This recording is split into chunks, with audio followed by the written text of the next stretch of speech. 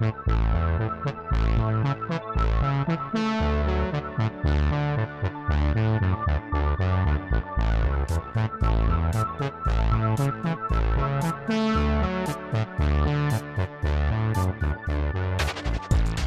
know he's going to cross right here, so I'm going to sit there and go flip like this. All I'm going to get is the two tails going the other direction because they're too fast and I'm not fast enough to capture it. But I do get their tails going the other way. But if I'm following one of the planes, and for me it's easier to go left to right. So I'm sitting there and I'm going and I'm following him, and I know that I can take 7 or 9 frames per second. I'm going to sit there about a second away from where they're going to be, and I'm going to go from right here. And as soon as I get 1 second away, this is where you get used to your camera. You go 1 second away, go click, click, click, click, click, that way. Because you're actually going to be following through. Panning works like this. There's the first picture. He's right here. Then I went to the second picture. I just held the button down. Click, click, click, click, click, as it went. The third picture, and there's the fourth picture. And that's how you get those kind of shots. It's not rocket science. It's about why wasn't. This is like beyond, that's a specular highlight, and that's beyond the range. So no matter what we set it on, that's going to be white no matter what, because it's above no matter any picture. This picture I've had published in the magazines and the newspaper, and what you have to do is you have to pick a spot to focus, because at 600 miles an hour, even with your hyperdrives on some of these cameras, it can't keep up with the motion. It's going to keep trying, but it's going to be lagging behind all the time, trying to keep focused up like that. He was doing 600 miles an hour. That's that, and that's a once in a. They only do that one once per show, and so that's either you get it this time or you come back the next day and do it. But he was just screaming, and he went, and all I did was took some repetitive shots. Went click, click, click, click, click, click, click, click, like this.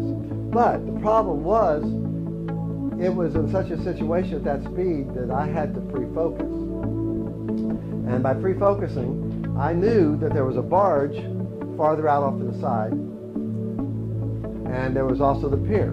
That was the two things that they were using for pointers. And if I can make the pier and the barge be in focus, guess what, folks? Anything in the middle is going to be in focus as well. So I set it that way, locked it, took my hand off of it, put it on manual focus so it wouldn't change, locked it in there. So all I had to do was go click, click, click, click, click, click, click. And sure, the first few frames it was out of focus, but as he got the right where I wanted it, he was in focus, and that's the picture I got. So that's where you have to kind of plan ahead a little bit, so that you can go ahead and know that he's going to be going this way, and you know the path that they're going to go. And this happens in sports, certain areas of the field, all kind of things too.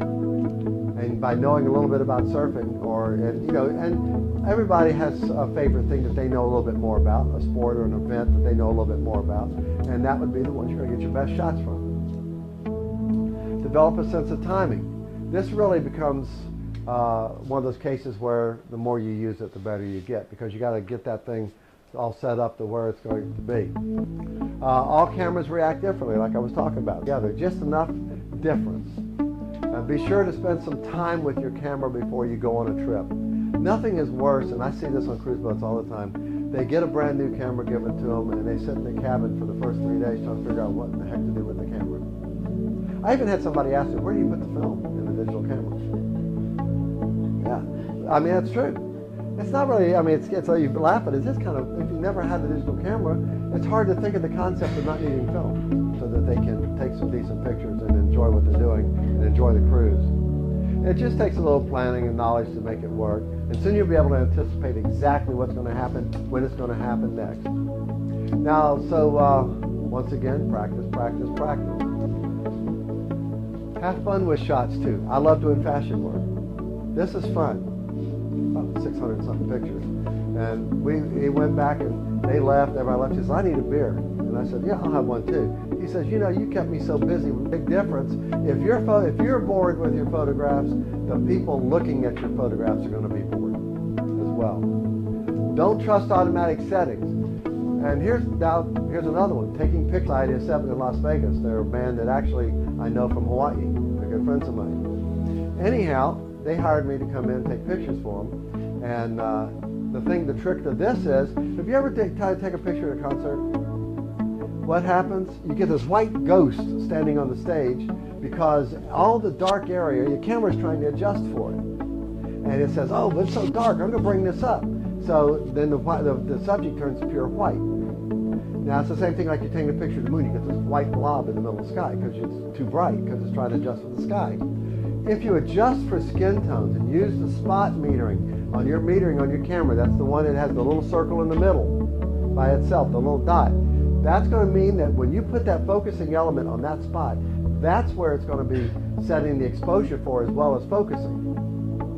By doing that, it made the background very dark. Who cares? That's not part of the subject. She's part of the subject. She is the subject.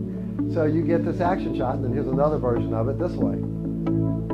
So that way, by focusing on her face, she was properly exposed, and it added accent because the background turned to total black.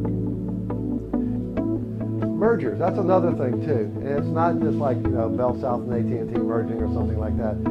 It's something else that can be totally different. What it is it's something that unnatural, growing out of something in an unpredictable way, sort of like this. Growing out of his head. All you have to do is move him over a little bit, and then it doesn't have that. But it looks like it's really kind of cool. One of my favorite ones is this one. This one I actually took. I accidentally did this, and I said, God, I really messed up on this one, but I kept it because this is my cousin Deanna, and it looked like she got a candle stuck up her nose. Not a real good example of proper photography etiquette here, but it's still. The point is that I didn't pay attention to what she was doing, so that's why she looked. My favorite one I didn't take. This is one of my favorite ones. This was taken at the Jaguar game on September 20th, 2004. with the light growing out of Byron Leftwich's head. That's one of my favorite pictures. Now, I don't understand why they left it in there, because 10 seconds in Photoshop, they could have got rid of that. No problem at all. Picture. You could decompose the picture. Now, we talked about a problem before where you couldn't necessarily lock the exposure or not, have to recompose it. But notice by locking on the eye, see the eye is in focus? I didn't see at the time I took the picture, but after I took the picture, notice a little drop of water on the end of the beak. Because I focused on the eyes and that rule of thirds of 1/3 before and 2/3 back, the whole bird stayed in focus. Yet the water depth of field was out of focus. Now, try to take pictures, especially in natural light, portraits in natural light. Position the subject with the sun to the back or to the side. How many times have you ever seen people take pictures and you wonder why their eyes are like this?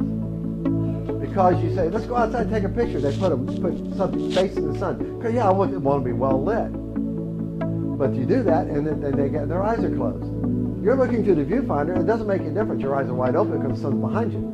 So, but you can always do something, turn the flash on. Did you know the flash works equally well in daytime as it does at night?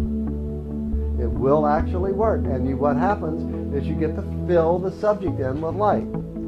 Here's a picture I took at the daytime, early in the morning. When I do models, I like to do them between sunrise and about 9 to 10 o'clock in the morning and 4 to sunset. I don't like the overhead light. It's not flattering to a woman's figure or anything. So you notice the light hitting her hair. It's like a hair light. You're going to learn more about this next week when we actually do lighting. But it lights her up. Now, under normal conditions, if I metered on her, it would make this all been washed out because it had been too bright she was in a shadow because she had the sun behind her. But by using a flash, it equalized everything. You see the water, you see the background, and you see her, and it balances everything out.